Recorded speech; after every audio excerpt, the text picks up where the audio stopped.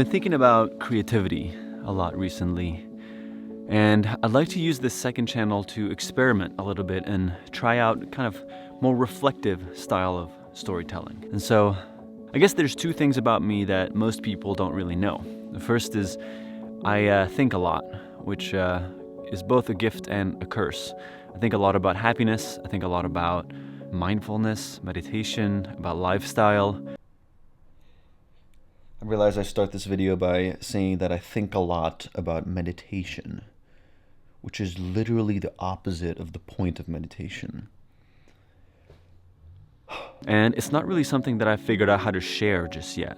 And I've had this idea of wanting to start a kind of more talking series where I reflect and expand on certain topics, like today about creativity, but I've never really done it. I've been kind of waiting for it to have this perfect idea. And instead of stalling for too long, I decided to just kind of flow a little bit. And then the second thing I think a lot of people don't know about me is that I really enjoy being silly. I haven't really figured out how to capture more of that in video, but for now I'm just kind of making an effort to play a little bit more, to remind myself not to take things too seriously. I think it's been very hard this year not to do that because everything's felt so heavy and just intense all the time. And so I guess these are kind of my two goals at the moment. One, figuring out how to capture a little bit more of the reflective side of my personality, and then just reminding myself to also not take things too seriously. And so now about creativity. And I guess making this video for me embodies the message that I'd like to get across today. The basic premise from today's video I think is amazingly captured in one of my favorite videos of all time called An artist animated a portion of an answer in an interview from Ira Glass, who is the founder of This American Life, one of the biggest podcast producing storytelling companies currently in the world. Nobody tells people who are beginners, and I really wish somebody had told this to me, is that all of us who do creative work, like, we get into it, and we get into it because we have good taste. But it's like there's a gap, that for the first couple of years that you're making stuff, what you're making isn't so good, okay? It's not that great. But your taste, the thing that got you into the game, your taste is still killer. And your taste is good enough that you can tell that what you're making is kind of a disappointment to you. You know what I mean? Watch the full video in the description below, but the premise is basically that every artist in the world experiences at one point or another a gap between the quality of the work that they're currently capable of producing and where they would like to be. And the only way to bridge that gap is to do a lot of work and to set yourself on a deadline to produce a story every day, every week, every month, whatever that is. And I guess recently I kind of experienced that gap in my own ability to tell stories. Been thinking a lot about just how to enhance my own ability as a filmmaker, like actually learning how to use a camera manually. As stupid as it sounds, I still don't really know how to do that. I would like to understand better how to capture environments in a way that I feel like really elevates it in the way that I experienced it. And I guess I also want to practice speaking, just like this. I want to practice how to speak more honestly and truthfully and freely to the camera, which is not always an easy thing to do. So every few months or year, I feel like there is that gap that comes back, and I notice kind of the difference between where I want to be and where I want to go. And sometimes it can feel paralyzing because you just don't really know what to do.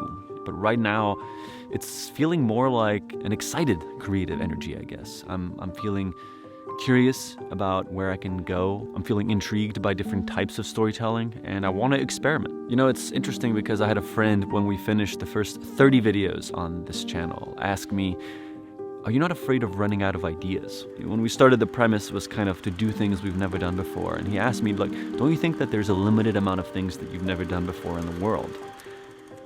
And I couldn't have disagreed more. There was a fraction of me, a split second of me that was hesitant. I was like, oh, damn, is he right? Am I overestimating the amount of things that can be done here? And what I learned after doing the kind of 30 videos and reflecting on this is that creativity is more like a muscle. I feel like the more I practice creativity, the more I create, the more creative my ideas become. And I think I've noticed that even on Yes Theory, whenever we go through periods where we're having a hard time making things, when we're having a hard time finding a rhythm or feeling excited about our ideas, we start to produce less, or maybe we get distracted by other opportunities around us.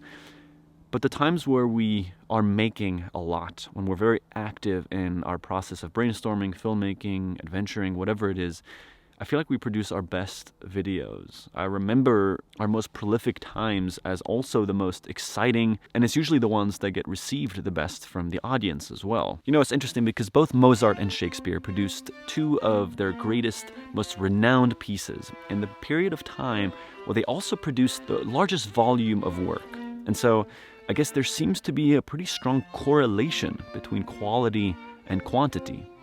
They're not always a trade-off. And so my message to you now is create. I've seen so many of my friends and talented artists give up because they didn't feel like they were good enough, or they felt too much pressure to kind of go towards a more traditional path. Hello, Peter. What's happening? And don't get me wrong, I'm all about managing the downside. I had a part-time job when we started doing Yes Theory to pay the bills, to actually fund your passion, and I think that's an amazing thing to look out for. But you can also not let that take away all of the time that you have to actually practice that creativity. Because I think that's the only way to actually achieve anything within a creative space. And I think the ones that I've noticed that really stand out are the ones that fully commit and also stay consistent. And that is one of the hardest things to do. It sounds so simple, right? Just be consistent. But every single person in the world hits highs and lows.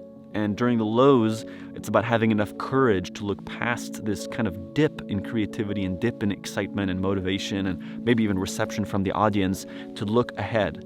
And I definitely know that within Yes Theory, especially this year, we had a lot of dips in our own creativity and our excitement. And I think the hardest thing in those moments is to have courage and the confidence that things will come back once the kind of general creative energy gets reinvigorated and we're able to step up again and start making things and creating things and expressing ourselves. And I think learning how to navigate those ups and downs for any kind of creative work, I think is kind of the thing.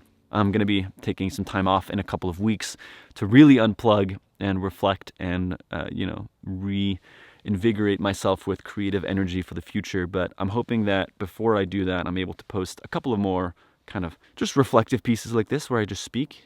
Well, we seem to have landed on another contradiction there, Thomas. I'm talking about creativity and making things, and then I'm talking about going on vacation. And the reality is that after periods of high intensity and filming a lot and coming up with a lot of ideas, it's also important to rest, kind of retract and recover and reflect on everything that's happened to allow yourself to step into the next phase of creativity with a lot of energy. And I've noticed that that's something that we didn't used to do with Yes Theory. We used to just go, and then you burn out. And so a recovery period in between is also a way to expand and allow yourself to actually put your eyes on that goal for what is the next objective with your creative work. For now, I guess let me know in the comments what you do to practice your creativity and what you think about everything that I've said so far. And if there's any topics that you would like me to cover, leave them in the comments below. I'll try to read all the comments and respond if I can.